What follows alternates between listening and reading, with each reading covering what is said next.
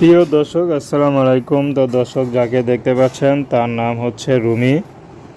রুমির বিয়ে শাদী হয়নি, রুমি থাকে নানা নানির কাছে। তো রুমি ইউটিউব এসেছে বিয়ে শাদীর জন্য। আসলে রুমির নানা রিক্সা চালায়, অসুস্থ মানুষ। রুমির নানা একদিন গেলে 2 দিন যায় না।